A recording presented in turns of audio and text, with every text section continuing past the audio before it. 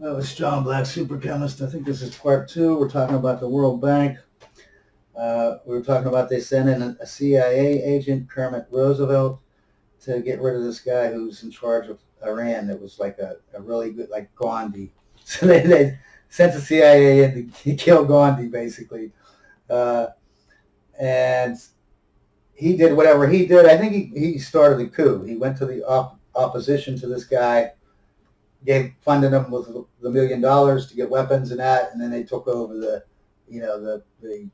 White House of Iran and killed this guy, Dr. Mohammed, whatever, Mossadegh. Uh, and I want you to think about this now. The CIA, right? It was formed in like 1947 or something like that, like a little bit after the World War II. But it actually existed before then, and it was called something else. It had two different names before that, but it started out as established by Harry S. Truman, and Harry S. Truman is a relative of George Bush. So not only are two presidents related to George Bush, both of them who created the Federal Reserve Bank. We only had three Federal Reserve Banks. So his relatives made up two of them. Then you got another guy that's related to Trump, Harry S. Truman. He's the one who started the CIA. Jeez. It isn't the Bush family.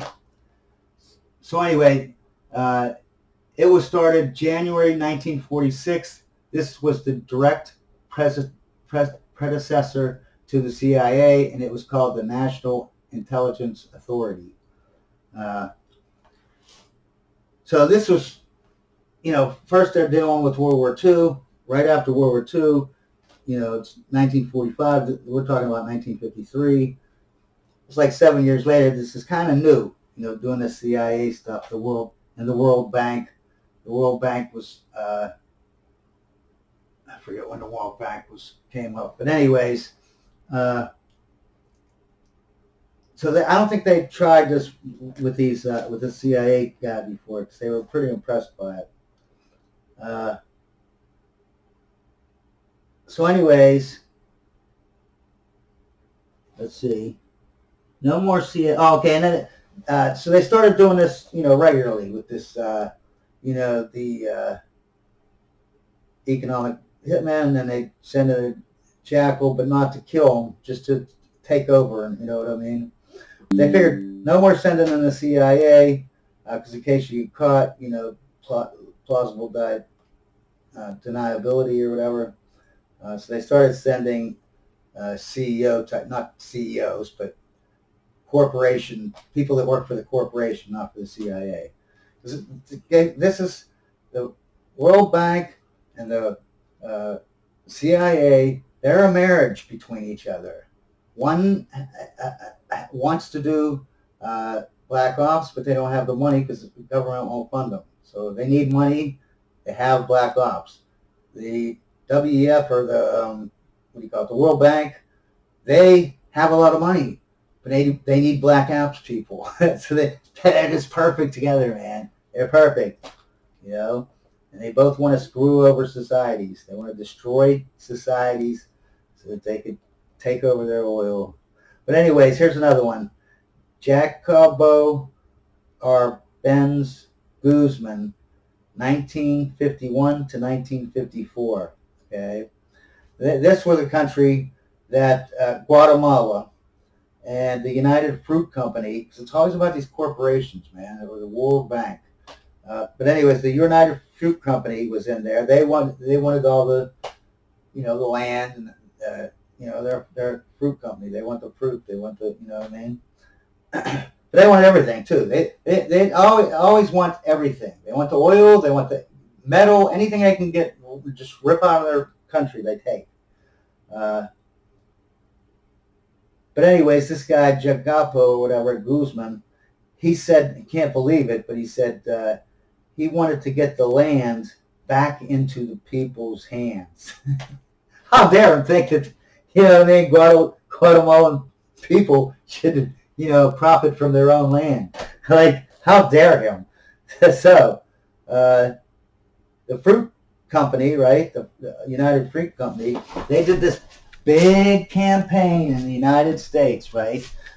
Big propaganda thing, okay? And remember, this guy, another like Gandhi type person. He wants to actually help his country and build it up and get him out of third world, status. He's like he's like JFK or Trump or whatever. You know what I mean? He's that, Gandhi. Same way with the last guy. So they spread all this lies saying he was a Russian puppet. He was evil. He's going to let Russians put, A-bombs in there. And, anyway, because of that, we sent CIA, we sent planes, jackals, military, and we just wiped them out. Okay. And of course, the fruit company took everything.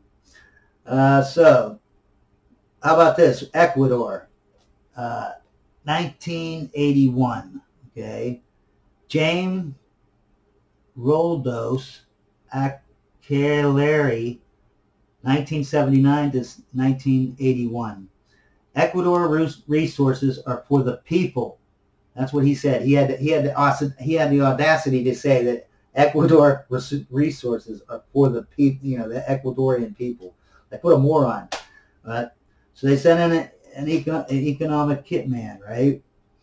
And he was like a Gandhi, man. This was like someone you want to be, you know what I mean? It was like JFK or something, you know what I mean? A great man going to help this third world country stop being a third world country because they have a whole bunch of resources. They just are not allowed to have access to them because the U.S., with their World Bank and their corporations and the CIA, they won't let anyone have any of their own resources. You know what? Did I set my thing? Yes, I did. Okay. So, and the economic hitman said that he wouldn't play ball, man, no matter what. And so they sent some jackals in, and there was a plane crash, and he died. And then a day later, the two witnesses, they died both in car crashes. Now, this one, the CIA does not, because most of the stuff that I'm telling you, the CIA is admitting to it. Every 20 years, they take, when everyone dies or whatever, or everybody's whatever, they, sprinkle a little stuff on us, and we FOIA request them, the Freedom of Information Act. They got to give some of the information. So all this stuff, well, not all of it. Like I said, this one right here, they actually don't admit that they did this. Okay, they admit that they sent the Eco-Man in, the economic hitman, but they don't admit that they sent the jackals in. Keep in mind, this is an organization, the CIA, who admitted that they put 600 hits out on Fidel Castro. That's how horribly, people think like Trump got assassinated. You have a better chance of not being killed during an assassination. You have a better chance of not being killed. They have a horrible rate when it comes to assassinations. Literally, maybe 30% get killed and the 70% does not. I mean, 600 hits, and you still didn't get him. He died as an old man, 93 years old, Fidel Castro. These people are horrible. How do you do it? I could kill anyone on this planet and better than the CIA. But anyways, so they killed him and they installed, somebody good, somebody they liked would play ball. Panama, 1981, Omar Torrijos, 1968 to 1981. I need the U.S. to, this is what he's saying, I need the U.S. to pay for all the destruction you did here and pay for what you take so I can help my people. That's all I want to do is help my people. We want the canal back, because this is in Panama. So they killed him, obviously. Yeah, he was assassinated. He said to the one guy, I think maybe he said it to Jimmy Carter, I don't know. He said, I am next, getting shot, right? Because a couple other people in his government just got shot. So he knew he was coming next, after what he said. like the U.S. needs to pay for what they did. But he says, I am next, but that is okay because at least we got the canal back. Oh, that's why I have Jimmy Carter there. He already did the deal where he got the canal back, so he was like, hey, even if they kill me, which they will, I'm fine with that because I at least helped my country get that canal back. That was one of the main things. That's how altruistic this guy was. Like how what much a JFK Gandhi type person he was. That's how much. So they killed him in a plane crash. The CIA did do it. They admit it. They admitted that they gave him a tape recorder right before he got onto the plane, and it was they had some C4 or whatever. It was a bomb. They admitted that. Venezuela, 2002, Chavez, oil for U.S. riots. Okay, yeah. So he's said the same thing. He's to the CIA. You can't be taking our oil. You can't be taking all our stuff, raping all our land, and just stealing off of us and making us poor as heck. So the CIA went in and tried to do a coup, like that Kermit Roosevelt did, that first example. And they was doing it, man, but it failed in the end because that's how much the people loved Chavez. He must have been really a great, a JFK or Trump or Gandhi type person, you know what I mean? But I was happy to hear that they failed finally, one of them at least. Here's another example. Iraq, 2003 with Saddam Hussein. Remember that guy? And this guy was considered the most brutal. He made Hitler look like a good guy. So they sent in an economic hitmen. They failed. So they sent in the jackals. But the jackals failed too because Saddam Hussein was actually trained by the CIA. He worked for the CIA, for intel. He was a soldier type person. He wasn't some just president guy. You know what I mean? Like Trump. He knew how to kill people and fight. Yeah.